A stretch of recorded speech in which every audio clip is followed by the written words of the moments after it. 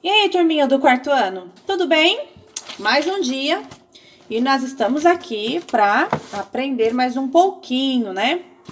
Como combinado ontem na aula no Meet, a gente fez uma aula um pouquinho diferente para falar mais sobre direitos e deveres. Não é porque a gente não está em sala de aula que esse assunto não é importante. Pelo contrário, né?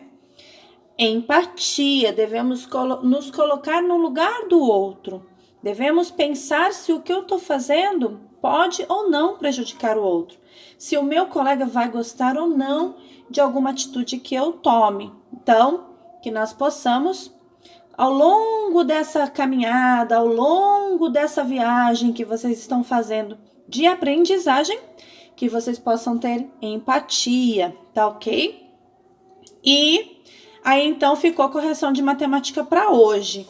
Tem muita coisa para a gente corrigir, mas a gente vai corrigir aos poucos, tá? Para começar, então, nós vamos corrigir o livro de sala, páginas 70 e 71. Vamos abrir lá? Deixa eu pegar ele aqui. Para concluir essa unidade. Eu corrigi as atividades avaliativas de vocês. E em algumas atividades eu percebi que vocês estão fazendo a divisão e multiplicação com um pouquinho de pressa e falta de atenção. Assim que a gente retomar os estudos em sala de aula, a gente vai bater na mesma tecla um pouquinho, então pegar mais firme nesse conteúdo. Então, a gente vai fazer a correção agora e passar para um conteúdo novo. E quando retomar para a sala de aula, a gente trabalha isso mais a fundo, tá? Na página 70, tinha um problema sobre o carro de passeio que transporta 5 pessoas. Eu não vou ler o problema novamente, vou ler só a pergunta. Quantos carros são necessários para transportar 240 pessoas para o evento? Então, o correto seria 240 dividido por 5, correto? O resultado dele, o quociente dele é 48 e o resto é 0. Então, são necessários 48 carros. Respostas completas, não se esqueçam disso. 3. A situação da Márcia e da Silvana que produz bombons, né? As questões que eram para ser respondidas estão nas alternativas A, B e C. Elas, então, combinaram que todo o trabalho e o lucro das vendas seriam distribuídos igualmente entre elas. Então, se elas ganhassem R$10 no dia, metade da Silvana, metade da Márcia. Isso vocês compreenderam bem. Letra A. Para uma encomenda de 170 bombons, cada uma deve produzir quantos bombons? Se metade para uma e metade para outra, seria 170 dividido por 2. Então, nós temos que dividir esse número 170 por cada uma delas. E daria, então, 85 bombons. Se o seu não deu, refaça a sua conta.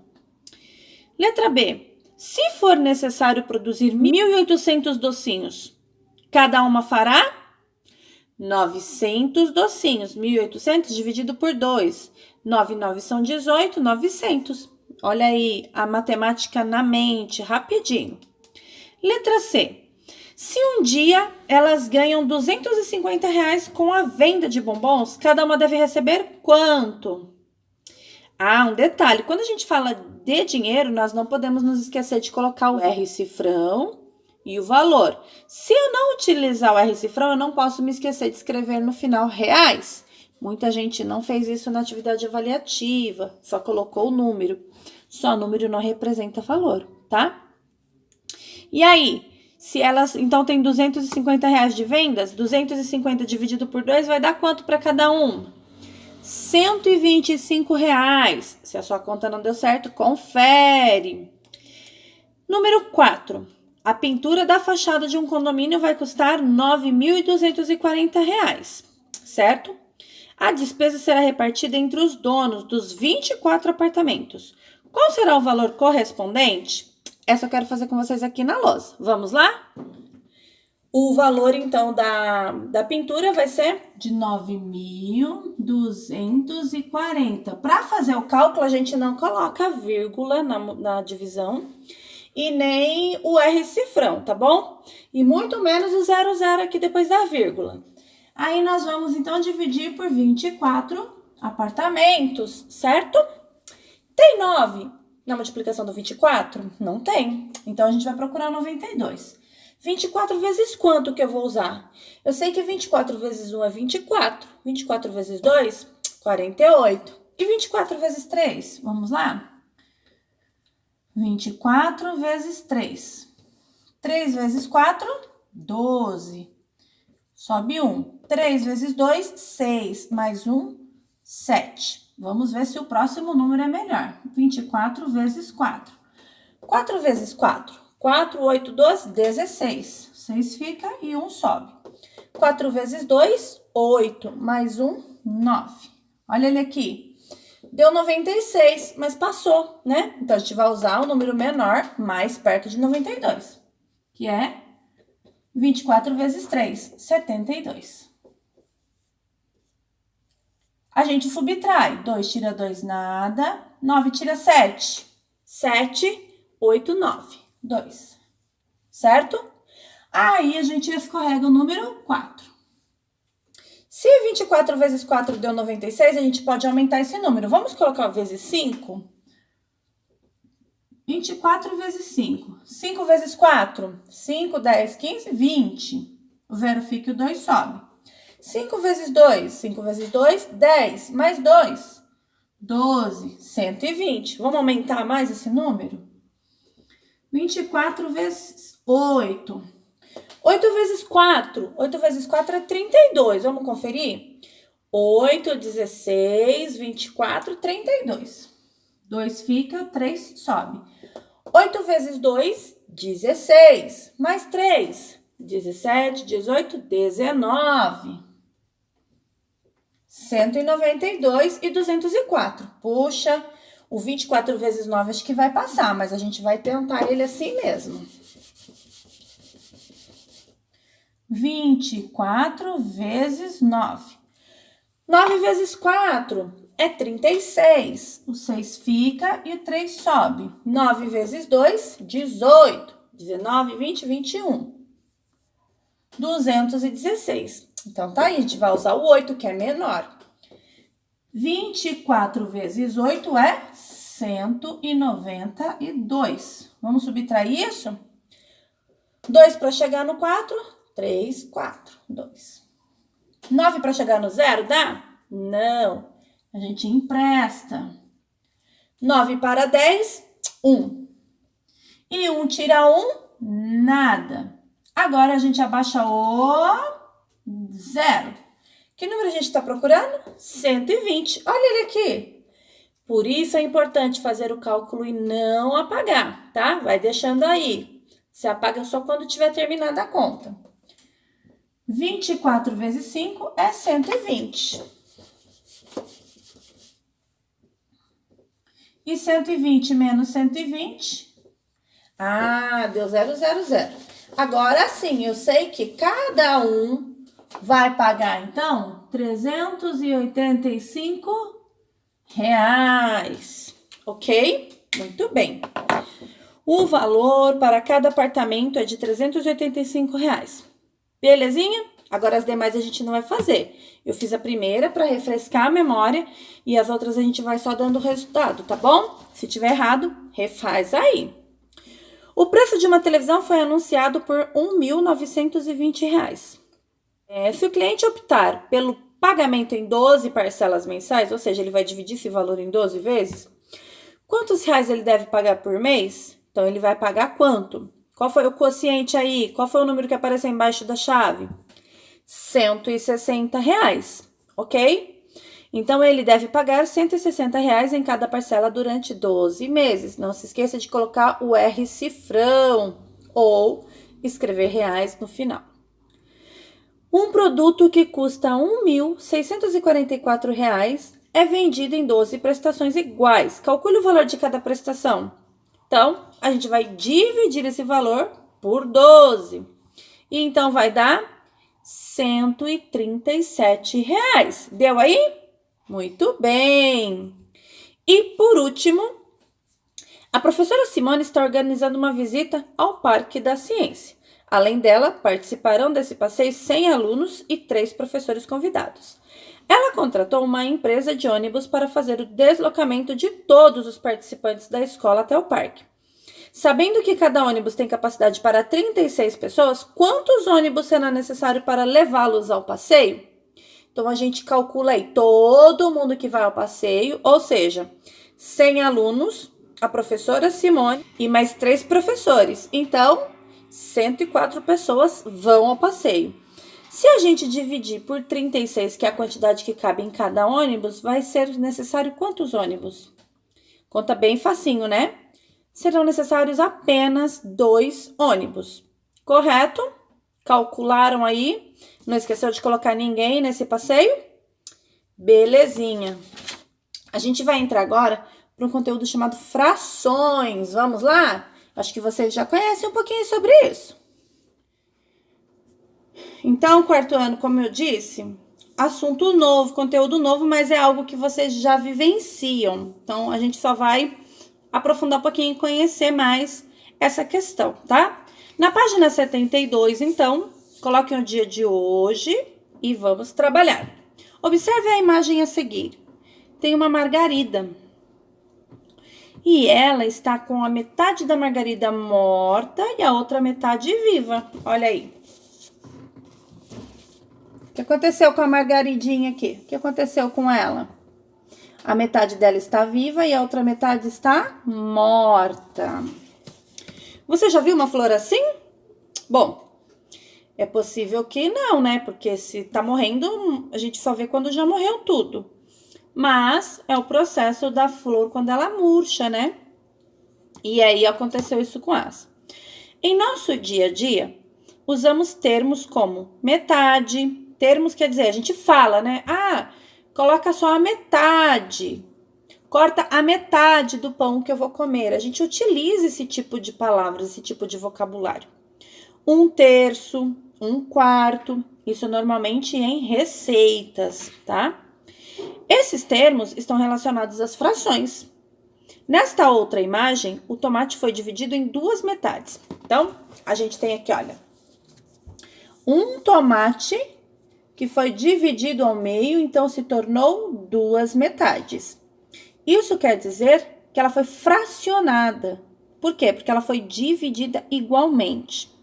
E a fração é isso, não importa em quantas partes foi dividida, desde que sejam divididas em partes iguais, tá? Repartir em partes iguais, lá na página 73. Utilizamos as frações para representar partes em que o inteiro foi dividido. Lembra aquele dia na aula de ciências que eu dei a explicação para vocês do planeta? O 100% é o todo que eu tenho? Então, lembra que eu fiz a linha cortando ele ao meio? Eu dividi esse planeta ao meio?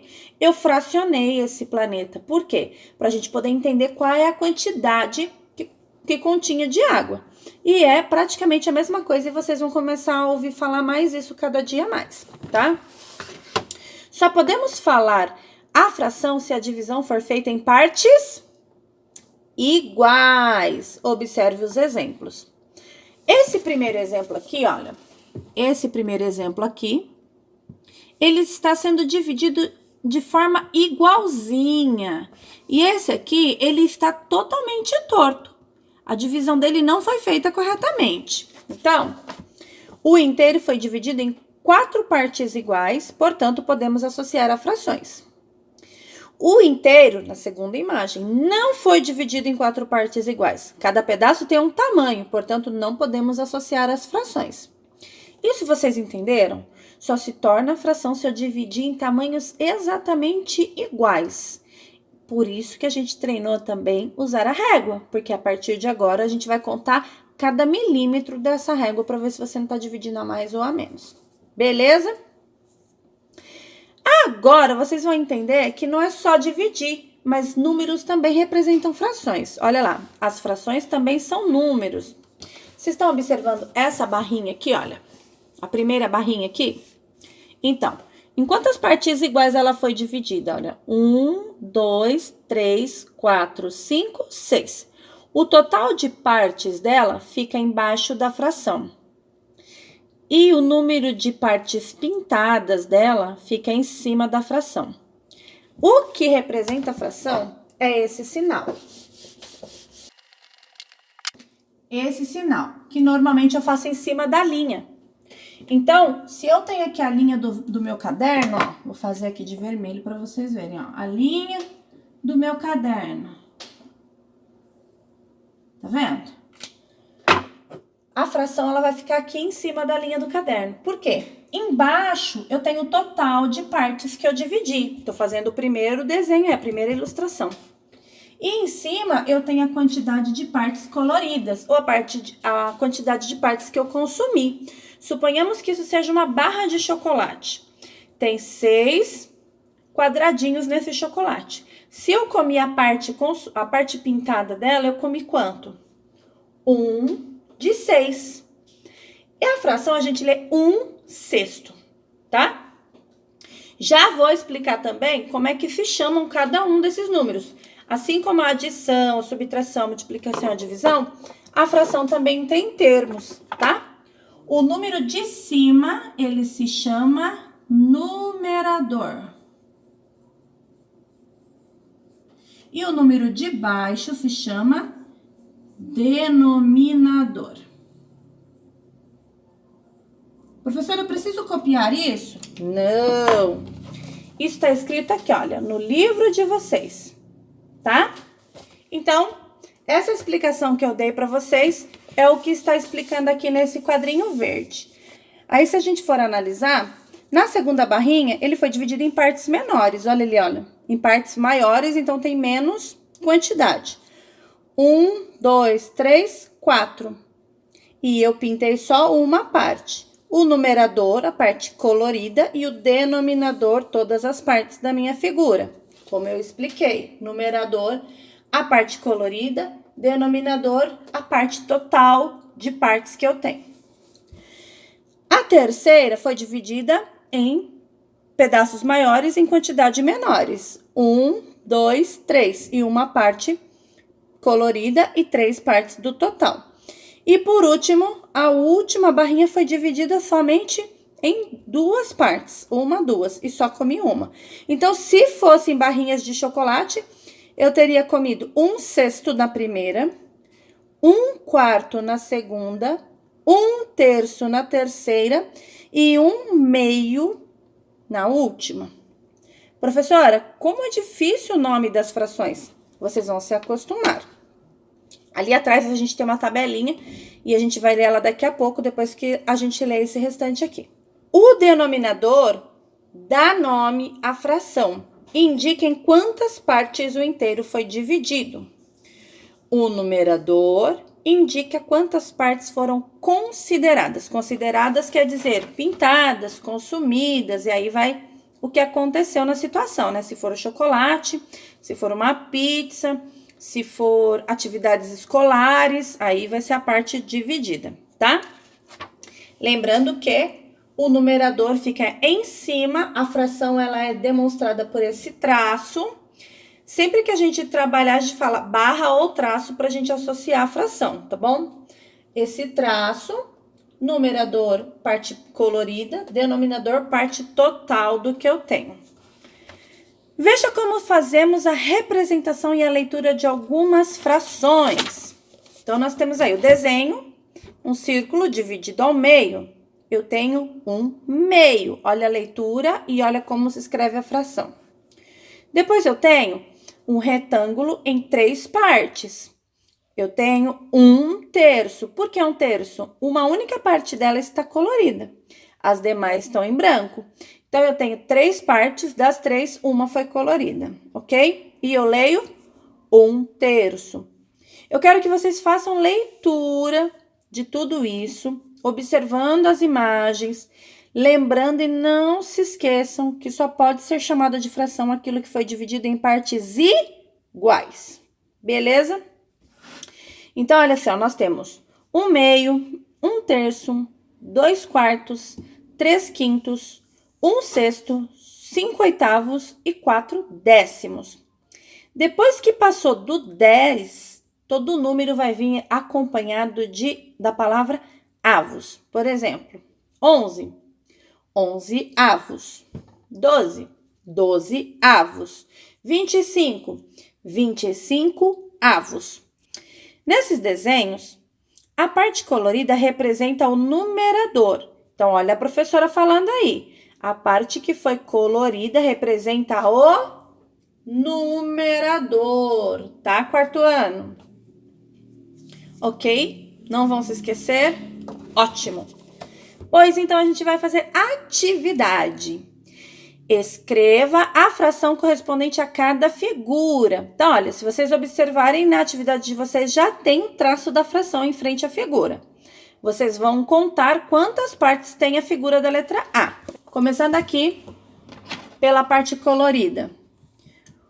1, 2, 3, 4, 5, 6. Então, embaixo da fração é o número 6, que é o denominador. E quantas partes da minha figura foram coloridas? O traço da minha fração já está aqui. E eu tenho 6 partes divididas igualmente, o denominador é 6. Quantas partes eu tenho colorida? Apenas uma. Então, eu tenho 1/6 da minha fração.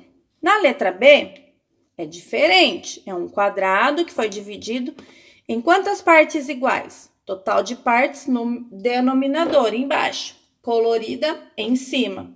Ok? Vocês conseguem fazer, né? 2. Pinte as figuras de acordo com as frações indicadas. Vocês vão pintar aí em casa com lápis de cor agora? Não. Faz um X com lápis de escrever. Quer usar lápis de cor? Faz um X bem fraquinho, porque se tiver errado na hora da correção você consegue arrumar. Não se esqueça desse detalhe, tá? Senão vai ficar uma meleca. Eu vou pintar, então, 2/6 na letra A. Então, eu tenho 1, 2, 3, 4, 5, 6. Olha o denominador 6. Quantos quadradinhos eu vou pintar? Apenas 2 quadradinhos, ok? Façam essa atividade, somente ela, e treinem a leitura dos números fracionados, tá bom? Essa leitura aqui. Treina ela para mim. Para aumentar um pouquinho mais a atividade, escreva como se lê cada fração aqui na frente das atividades. Quero que vocês treinem isso. Tá ok, quarto ano? Conseguem fazer? Tá facinho, né? Ótimo. A gente vai fazer ciências. Tem correção lá também, vamos? Aqui no livro de ciências, na verdade é reforço, né? Página 165, sobre os estados físicos da água e o que a gente faz no dia a dia com ela. Lá na 165, então, tem a obra de Tarsila do Amaral, o Pescador. Aí na pergunta está assim: nessa obra, o personagem representado está utilizando a água como recurso. De que maneira ele está fazendo isso? Lembra da nossa aula de geografia? Retirando recursos naturais. Que tipo de recurso ele está praticando ali? A pesca. Ele está, então, pescando. Porque ele precisa de alimento. E aquela região ali, né, aquele vilarejo, utiliza-se desse tipo de recurso para sobrevivência. Então, ele está pescando. E você? Em que ocasiões precisa de água? Registre, por meio de palavras ou desenhos, as atividades que você faz diariamente usando água. Bom, de manhã, normalmente, a gente escova os dentes, né? Na escola, a gente toma água. E à tarde? Ah, tem várias coisas. A gente lava uma louça, ajuda a lavar um quintal, lava o carro, usa o banheiro, faz xixi, dá descarga, olha a água aí. E à noite? O que a gente faz à noite? Toma banho, vai se limpar. Então, várias coisas. Pode escrever aí nos comentários o que vocês colocaram. Aí os amigos vão acompanhando, tá? Na página 166, é sobre as formas com que a gente vê a água. Complete as frases a seguir de acordo com o processo de mudança de estado físico da água indicado. Depois dê um exemplo para cada um deles. Então, a gente conversou um pouquinho naquela última aula e falamos sobre as diferenças da água no mesmo lugar, né? Como ela pode aparecer. Solidificação, então, é a transformação da água do estado líquido para o sólido, ou seja, peguei água da torneira e coloquei no congelador. Esse seria um exemplo, certo? Letra B, vaporização, que é a mudança do estado líquido para o gasoso. Que exemplo a gente pode dar disso? Quando a gente toma banho e a água fica o vaporzinho do chuveiro no banheiro, onde molha o azulejo, molha o espelho, ou da roupa molhada que vai ser secada pelo sol. A gente não vê, mas acontece essa mudança aí da água. Letra C. Condensação é a passagem do estado gasoso para o estado líquido. É aquele que, conforme esquenta, por exemplo, na panela, né? Na caneca ou na panela de arroz, a água esquentou, grudou na panela. Quando a gente vira a tampa assim, ela volta a ser líquida. Então, ela se tornou em gás e voltou a ser líquida. Que é mais ou menos o que acontece com o ciclo da água. E, por último, a fusão, que é a mudança do estado sólido para o líquido. Então, ela deixa de ser gelo e volta a ser água, como foi o caso mostrado do picolé. Ou até mesmo o gelo, quando sai do freezer, ele derrete e volta a ser água. Correto? Na atividade 3, era para vocês me dizerem, então, como que acontece o ciclo da água, né? Número 1, então, o sol aquece as águas dos rios, fazendo com que ela evapore. Lá no alto, ela vai se juntando, vai se resfriando, o vapor da água chega nas mais altas camadas da atmosfera e se resfria. Elas vão se agrupando, o vento carrega ela se torna muito pesada e aí ela cai de novo em forma de gotinhas. Esse é o processo do ciclo da água, ao qual a gente já está acostumado a ver. A gente só não associava como que acontecia.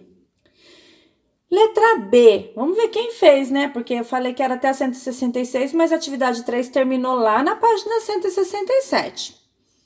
Em que estado físico a água está presente no rio?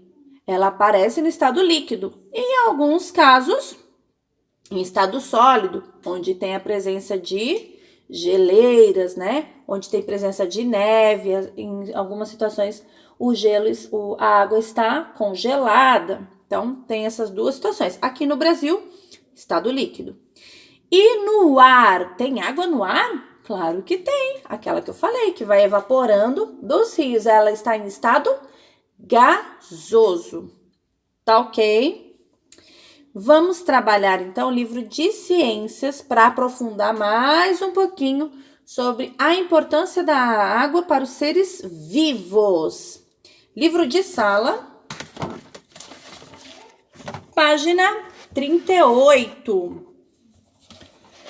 Continuando, né, nosso assunto sobre água, agora a gente vai falar sobre a importância dela para os seres vivos. Coloca o dia de hoje aqui, olha, na frente desse título aqui, ó, 13/8. Os seres vivos dependem da água para garantir a sobrevivência. Vocês sabem que sem água a gente não existe, né? O planeta morre, toda a vegetação morre, a gente fica sem alimento, nosso corpo vai necessitando de água e morre. Então, a água é essencial. Alguns organismos, como as águas-vivas, têm 96% do corpo formado por água. Ou seja, só 4% dela não é água. Já pensaram nisso? Os seres humanos, por sua vez, têm mais de 70% do corpo constituído por essa substância. Essa grande quantidade de água possibilita o funcionamento do corpo. Da última vez a gente fez um planeta e dividimos ele para imaginar a porcentagem. Agora a gente vai fazer o corpo humano. Então, eu vou fazer só o contorno de um corpo humano, tá bom? Para vocês entenderem. Faz de conta que eu peguei um amigo aí, deitei ele aqui na minha lousa, contornei o corpinho dele e tá aí. Ficou lindo, né? Quem será que ele tá parecendo? Não dá nem para saber, né? Só contornei. Vamos raciocinar matemática agora na fração. A gente vai dividir esse corpo ao meio. Então, da cintura para baixo e da cintura para cima. É metade. Não é? Olha só. Lembra que a gente está aprendendo isso em matemática. O todo é 100%. Certo? Quando eu divido ao meio, eu tenho 50 para cá e 50 para lá, não é? Só que 50% do corpo do ser humano é composto por água. Aqui no livro tá falando que é 70%. Então, olha, a gente divide essa metade para cima em 5 partes iguais. Então, olha. 1, 2, 3... 4 ou 5, ó, 1, 2, 3, 4 e 5 partes, certo? Com base nisso, eu conto, se eu tenho daqui pra cá 50, ó, aqui eu tenho 50. Tudo isso aqui é 50. Se eu dividir isso aqui, esse 50 em 10, então eu tenho 10, 10, 10, 10 e 10, não é? A gente tá falando de porcentagem. 50 mais 10, 60, mais 10, 70. Então, até aqui, olha, no corpo do ser humano, tudo isso aqui, ó, é composto por água.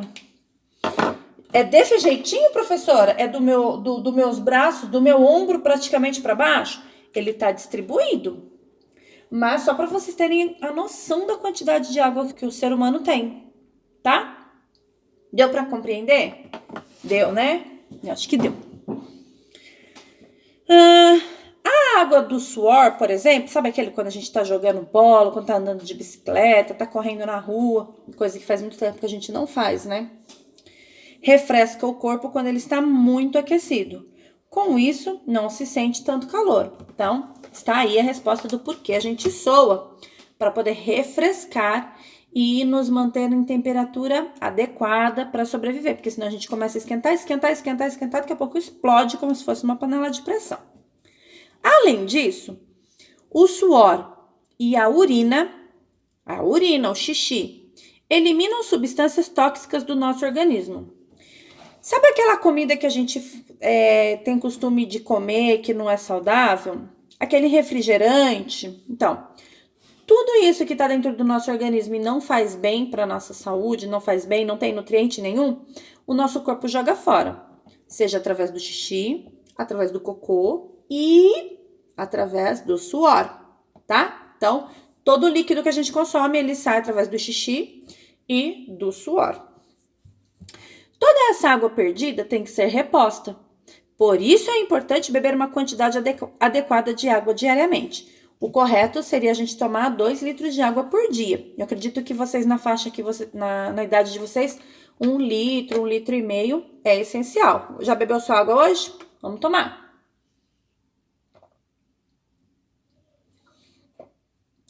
Que delícia. A água também é o habitat de muitos seres vivos. Os oceanos, por exemplo, são um ambiente de peixes, tartarugas, tubarões, golfinhos, baleias, algas, entre outros, né? Infinitos animais aí necessitam da água para sua sobrevivência porque é o habitat deles, é o lugar onde eles vivem, fora dali eles morrem. Não é como nós, que se não ficar dentro de uma piscina vai morrer. Embora seja muito gostoso no calor, né? Se a gente pudesse, morava lá. Mas enfim, pra gente entender um pouquinho, eu vou chegar pra cá, porque eu vou mostrar um mapa pra vocês e eu quero deixar ele bem grande. Pra gente poder entender um pouquinho essa questão de quantidade de água, eu vou mostrar o mapa mundi, que tá aqui do lado, que vocês vão usar pra se orientar na atividade 1, que tá pedindo aí, tá bom? A água é um elemento que existe em maior quantidade no nosso planeta. Sim, verdade. Existe muita água no planeta. Observe o mapa mundi e pinte suas partes de acordo com o que indica a legenda. Então, se a gente observar aqui no livro, ele tá todo em branco. Só que eu tenho uma legenda, lembra da legenda? Então, ela tá aí no cantinho escrita assim, ó. De azul, a água no estado líquido, ou seja, a água como ela aparece aqui, ó, na garrafinha.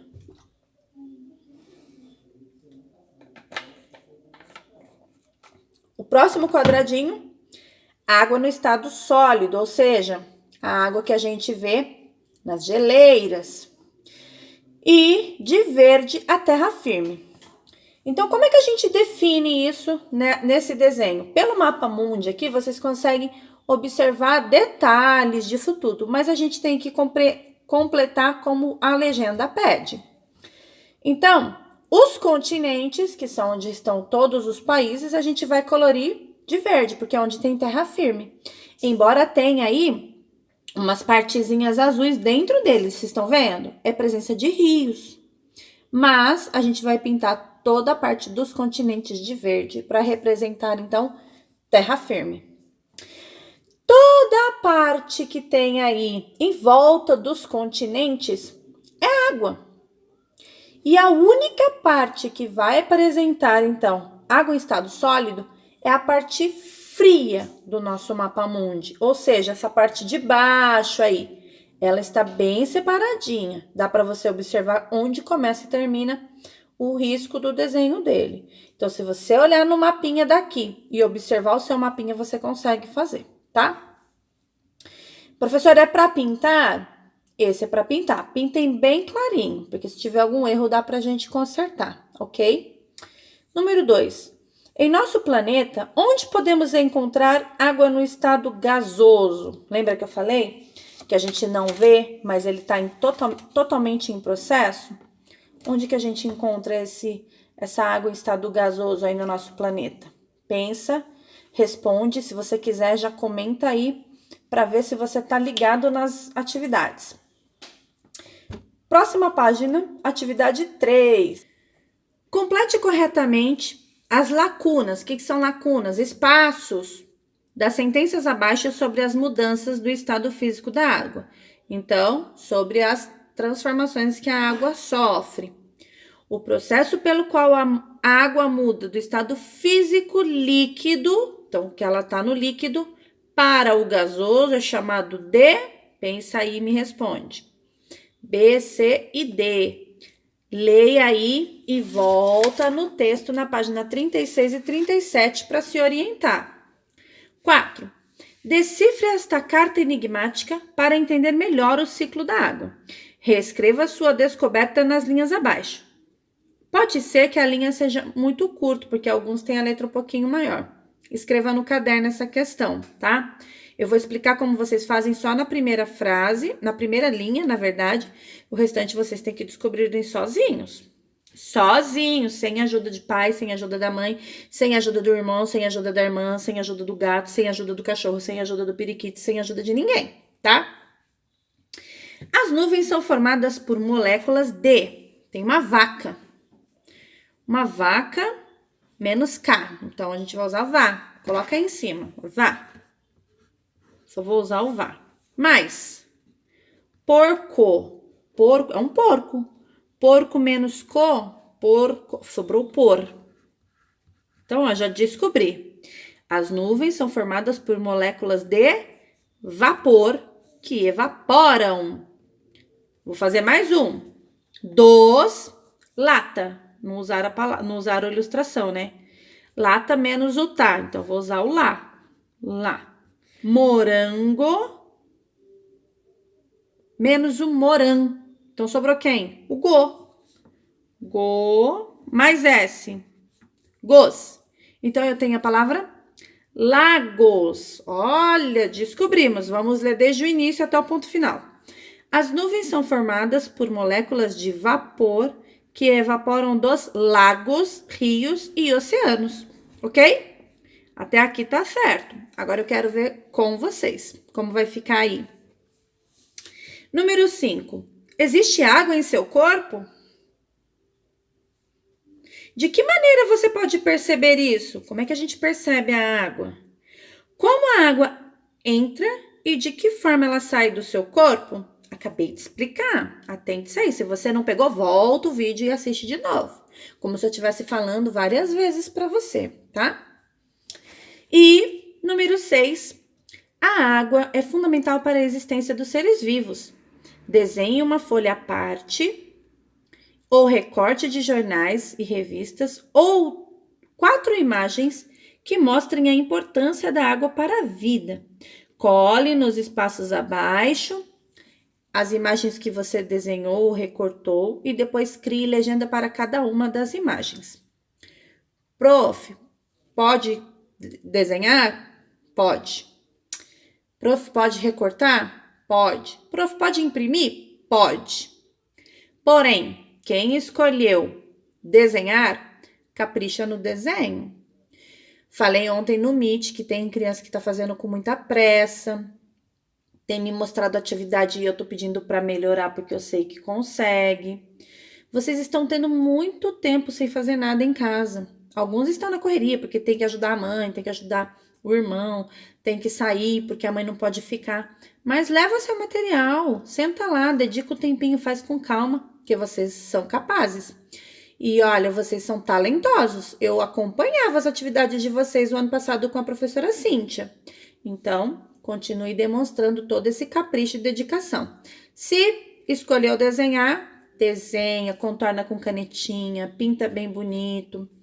E a legenda, não se esqueçam da legenda. A gente está trabalhando legenda já faz tempo em geografia. Então, façam a legenda. Tá ok? Essa é a atividade de hoje. Bastante coisa, né? Acompanhe as correções, verifica se tá tudo certo, façam a atividade e me enviem fotos. Um beijo, até amanhã, que é sexta-feira, e fiquem com Deus. Tchau!